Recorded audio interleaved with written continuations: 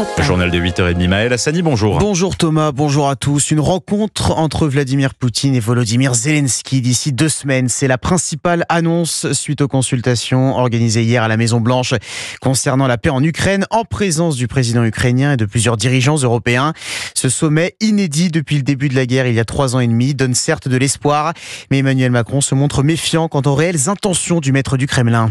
J'ai pour ma part les plus grands doutes quant à la réalité d'une volonté de paix de la part du président russe. Parce que aussi longtemps qu'il pense qu'il peut gagner par la guerre, il le fera.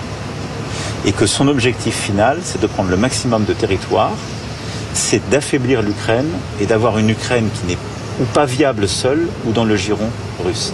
Aujourd'hui, la Russie, dans les faits, elle continue la guerre, elle l'intensifie, elle mène une guerre contre les civils ukrainiens aussi, et elle ne donne aucun signal de vouloir sincèrement la paix. Emmanuel Macron à la sortie de la Maison-Blanche hier soir, le président de la République qui assure ce matin qu'une paix en Ukraine passera nécessairement, je cite, par l'octroi de garanties de sécurité robustes.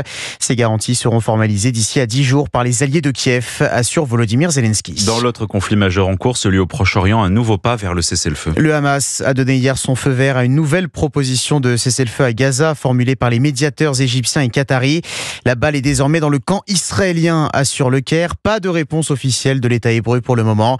Cet accord prévoit un arrêt des combats pendant 60 jours, période durant laquelle les otages israéliens seraient libérés en 2 temps. Vous écoutez Europe 1 matin, il est 8h32. C'est la fin de la deuxième vague de chaleur de l'été. Elle aura duré 10 jours au total, avec des records de chaleur battus par endroits. Plus aucun département en alerte orange canicule ce matin.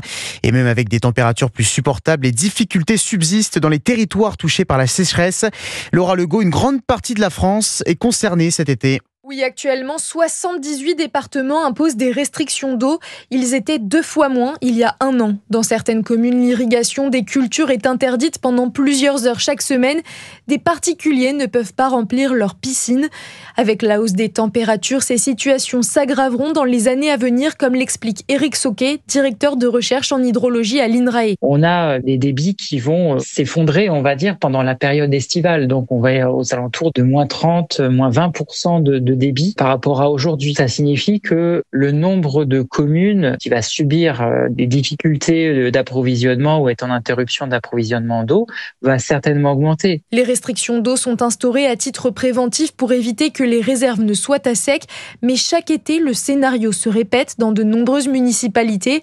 Privées d'eau potable, elles doivent s'approvisionner par camion-citerne, une solution d'urgence qui représente souvent un gouffre financier pour ces communes. Laura Legault, la sécheresse peut aussi favoriser les départs de feu. Un massif du Var touché hier par un incendie qui s'est déclaré au niveau du village de Pontévès, à l'ouest de Draguignan.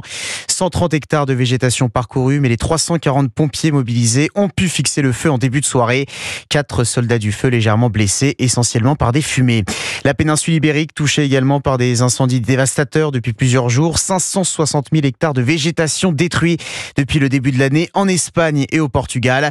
L'Espagne connaît même la pire année de son histoire concernant les feux de forêt. 6 décès recensés dans les 2 pays pour le moment. Bruno Retailleau, déterminé à lutter contre les voleurs de cuivre. Des réseaux très bien organisés, souvent originaires des pays de l'Est. Le ministre de l'Intérieur prône davantage de fermeté, car on dénombre 20 vols de cuivre chaque jour en France. Et des entreprises comme la SNCF ou les géants de la téléphonie mobile sont directement impactés avec des retards de train ou des coupures de réseau. Jean-Baptiste Marty. Fin juin, 17 personnes sont interpellées après le vol de 189 tonnes de câbles de cuivre dans les Yvelines. Fin juillet, ce sont des kilomètres de câbles du réseau Télécom Orange qui sont retrouvés chez 3 suspects dans la région nantaise.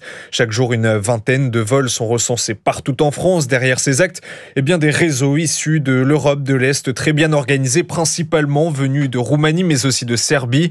À travers le cuivre, ils y voient un business très lucratif, jusqu'à 10 000 € la tonne. Conséquence, les vols se multiplient chez l'opérateur Orange. Ils ont été multipliés par 8 en 3 ans. Certaines municipalités sont même obligées de s'adapter. À Massy, par exemple, les câbles pour l'éclairage public ont été remplacés par des panneaux solaires. Un fléau que veut donc endiguer Bruno Retailleau. Le locataire de Beauvau entend renforcer la coopération entre la police et la gendarmerie dans les départements et installer davantage de caméras de vidéoprotection dans les communes. Jean-Baptiste Marty. Gérald Darmanin veut lutter contre les mariages blancs. Un sujet élevé au rang de priorité gouvernementale par le garde des Sceaux qui adresse une circulaire aux procureurs afin de les appeler à la plus grande prudence. Dans cette circulaire, circulaire consultée par nos confrères du Journal du Dimanche. Il est indiqué qu'en cas de doute sur la situation des futurs époux, le report de la cérémonie doit être privilégié. Un coup de pouce précieux pour de nombreuses familles. L'allocation de rentrée scolaire est versée dès aujourd'hui à 3 millions de foyers. Même si cette année, le prix des fournitures est en baisse, selon l'association Famille de France. Le panier moyen estimé à 211 € contre 223 l'année dernière. En tennis, la bataille désormais iconique entre les deux meilleurs joueurs du monde, Carlos Alcaraz et Yannick Sinner, a cette fois tourné court hier soir en finale du Masters 1000 de Cincinnati. L'Italien malade a abandonné alors qu'il était mené 5-0 dans le premier set. Conséquence, l'Espagnol numéro 2 mondial remporte son 22e titre sur le circuit. Chez les dames, c'est la Polonaise Iga Świątek qui décroche le titre en battant l'Italienne Jasmine Paolini en 2-7. Et puis en football, début de saison très tendu à l'Olympique de Marseille. 2 joueurs sont écartés du groupe jusqu'à nouvel ordre après une altercation dans le vestiaire suite à la défaite de l'OM face à Rennes vendredi dernier. Il s'agit de l'international français Adrien Rabiot et de l'ailier anglais Jonathan Rowe. On ne connaît pas pour le moment la durée de cette mise à l'écart. Merci Maël Hassani. 8h36.